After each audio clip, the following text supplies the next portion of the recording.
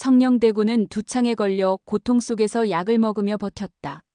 원경왕후는 밤새 간호했고 채령은 치료법을 찾기 위해 의학서적을 탐독했다.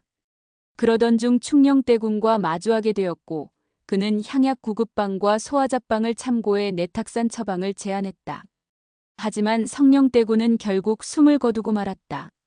왕실은 깊은 슬픔에 잠겼지만 가장 애통해야 할 세자는 보이지 않았다. 양녕대군은 궁을 떠나 사냥에 몰두하고 있었고 이 소식을 들은 태종은 충격을 받았다. 동생이 사경을 헤매는 동안 맏아들은 활을 쏘고 있었던 것이다. 분노와 참담함 속에서 양녕대군은 뒤늦게 돌아와 관 앞에 서 있었지만 이미 신뢰는 바닥난 상태였다. 형으로서의 도리를 다하려 했으나 아무도 그의 행동을 이해하지 못했다. 그의 무책임한 태도에 대한 신하들의 비판이 거세지며 조정에서는 세자 폐위론이 강하게 대두되었다. 결국 태종은 결심을 굳혔다. 원경왕후는 아들에게 마지막 품위를 지키라고 당부했고 양녕대군은 담담하게 충녕대군의 능력을 인정하며 그가 아버지를 닮아 백성을 위한 왕이 될 것이라며 칭찬했다. 어머니에게도 걱정하지 말라며 자유로운 삶을 살겠다고 했다. 결국 폐세자의 교지가 내려졌다. 태종은 폐세자의 장남에게 왕위를 잇게 하려 했지만 신하들은 냉담한 반응을 보였다. 중전 또한 이에 동의하지 않고 신하들과 함께 새로운 세자를 옹립하려 했다. 한편 채령은 과거 중전의 목욕물에 독을 탔던 김상궁의 죄를 밝혀내 그녀를 체포했다.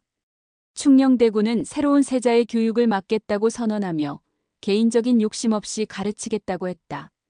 그러나 원경왕후는 그가 내심 왕이 되고 싶어 한다는 것을 알고 있었다. 양녕대군은 궁으로 돌아와 만약 아우들 중 왕이 나온다면 충신으로서 지지하겠다고 밝혔다. 과거 왕자의 난과 같은 비극은 되풀이되지 않을 것이며 형제로서 평화롭게 지낼 것을 맹세했다. 충녕대군이 어떤 임금이 되고 싶냐는 질문에 그는 백성을 두려워하는 왕이 되겠다고 답했다. 결국 태종은 왕위를 내놓기로 결정했고 원경왕후는 직접 필사한 대학연의를 충녕대군에게 건넸다. 이로써 태종의 시대는 마무리되었다.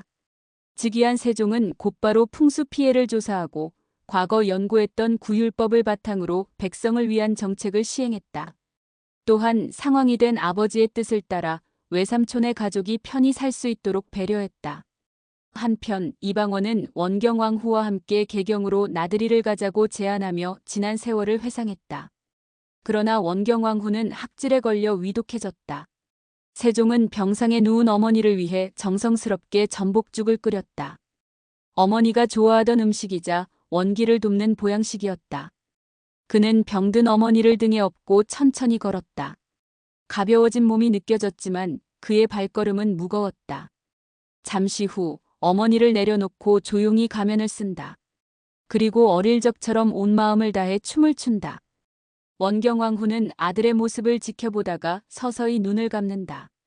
석양이 마지막 빛을 남긴 채 저물어가고 하늘에는 어둠이 내려앉는다.